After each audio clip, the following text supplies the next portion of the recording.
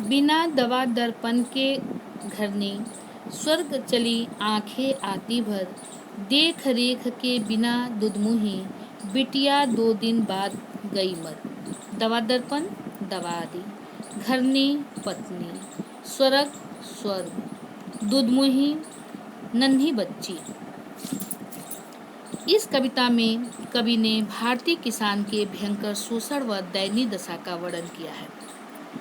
किसान की पारिवारिक स्थिति का वर्णन करते हुए कवि बताते हैं कि किसान की पत्नी दवा दारू के अभाव में मर गई। उसके पास संसाधनों की इतनी कमी थी कि वह उसका इलाज भी नहीं करा सका। यह सोचकर उसकी आंखों में आंसू आ जाते हैं। पत्नी की मृत्यु के बाद उस पर आश्रित किसान की नन्ही बच्ची भी 2 दिन बाद मर गई। घर में विधवा रही पतोहू लक्ष्मी थी, यद्यपि पति घातिन। पकड़ मंगाया कोतवाल ने, डूब गए कुएं में मरी एक दिन। पतोहू पुत्रवधू, लक्ष्मी लक्ष्मी, घातिन मारने वाली। किसान के घर में उसकी विधवा पुत्रवधू बची हुई थी। उसका नाम लक्ष्मी था, परंतु उसे पति को मारने वाला समझा जाता था। समाज में पति की मृत्यु होने पर उसकी पत्नी को हत्या का जिम्मेदार मान लिया जाता है। एक दिन कोतवाल ने उसे बुलवाकर उसकी इज्जत लूटी। लाज के कारण उसने कुएं में कूदकर आत्महत्या कर ली थी। इस प्रकार से किसान का पूरा परिवार ही बिखर गया। कहने का तात्पर्य यह है कि किसान की आर्थिक हालत दयनीय थी। उसकी पत्नी बीमार थी, वो उसका इलाज नहीं करवा पाया। इस कारण उसकी मृत्यु हो गई। उसकी बेटी नवजात थी जो माँ के दूध पर आश्रित थी। माँ के मरने के बाद वह भी 2 दिन बाद मर गई।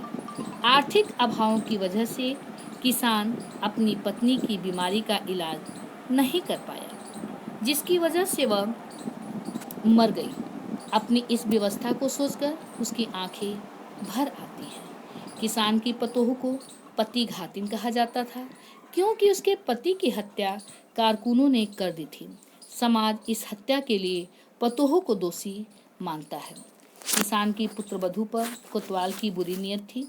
उसने उसे थाने में बुलवाया तथा उसका शारीरिक शोषण किया।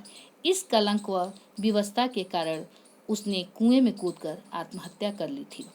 इसकी विशेष किसान की गरीबी, शोषण व लाचारी का सजीव वर्णन है।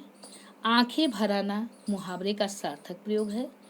घरनी, स्वर्ग, लक्ष्मी आदि तद्भव शब्दों का प्रयोग भाषा को सहजता प्रदान करता है।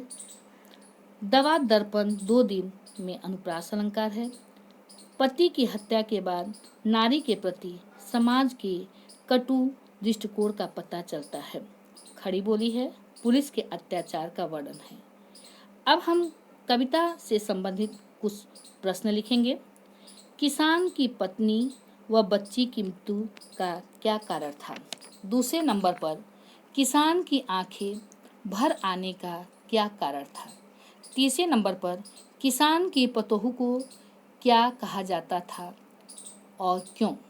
किसान की पतोहू ने आत्महत्या क्यों की?